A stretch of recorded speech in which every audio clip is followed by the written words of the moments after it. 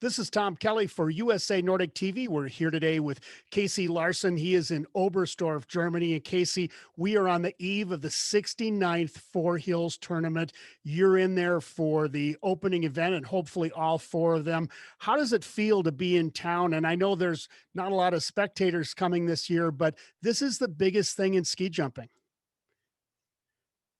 Yeah, I mean, it's always cool. I've gotten to experience it before. Obviously, this year is very different. There's not going to be 30,000 people in the crowd, but it's always special. You always know that it's definitely a hyped up competition that you're excited for and you want to perform really well at.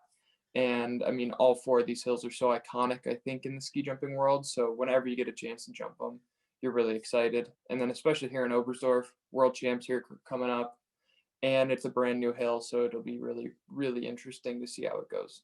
What is it that really makes a hill iconic in the sport? Is it the history? Is it the hill itself, or all of those things coming together?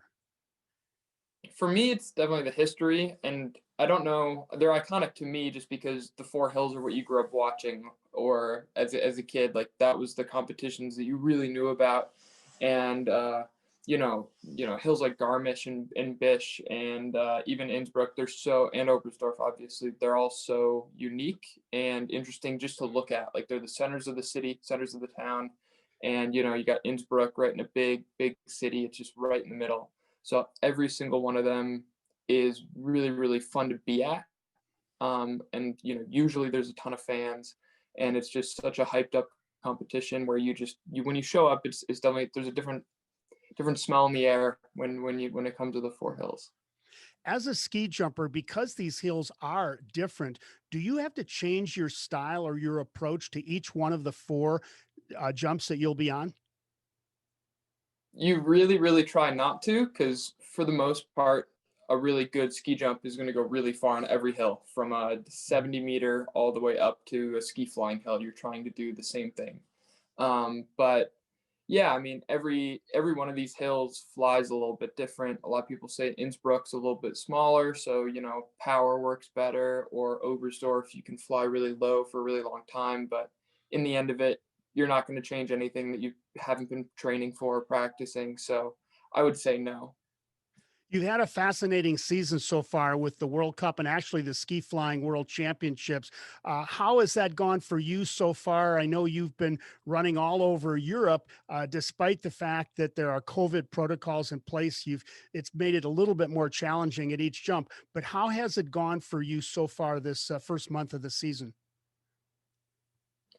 The season's already obviously felt long and had its ups and downs, but I mean, I know where my shape is in. Like, I know how good a shape I'm in, and it's definitely better than I've ever felt before. So I know where I expect myself just based on how I feel and how I train. So, Ruko's a little bit of a glimpse to that, and then me doing surprisingly well for myself, even at Ski Flying World Champs. I wasn't in that top 30, but I've never been known for being a ski flyer. So to even be in that top 40, I was pretty proud of. So, I like the way I'm moving and I like the way things are shaping up. So I'm just excited to keep getting after it. What did it feel like to soar more than 200 meters in Planitia just a few weeks ago? It's a pretty cool feeling. I've only ever gone over 200 one other time in my life. So to be able to do that again, it's a little marker that was really, really important, a couple of years ago. But now that the hills have gotten so big, it's not the hardest thing to do, but it definitely feels pretty incredible. I mean, just to feel that speed and that extension that you don't get on a normal hill is always it's the best. There's Yeah. no other way around it. It's been an interesting battle for the World Cup lead, and Halvor Granerud from Norway winning five straight coming into the Springer Tournee. Do you know him at all, or have you been able to learn anything from what he's put together in this 5-win streak? Yeah, I mean, obviously we haven't seen much of each other just based on the fact that we're all so in our own teams and you can't really talk to anybody or do anything, and you kind of got to stay by yourself or with your teammates. But it's been really fun to watch. I would say, to say the very least. Like, I'm at the hill all the time, because whether, I'm always done before he is because he's always going last. So to watch him be able to go that far is pretty cool. And you always try and emulate some parts of really good ski jumpers, but we're all our own athletes and we all are going to get there a different way. But you can't help but just kind of have your jaw drop when he has some of those pretty incredible jumps he's had this season because it's been pretty crazy.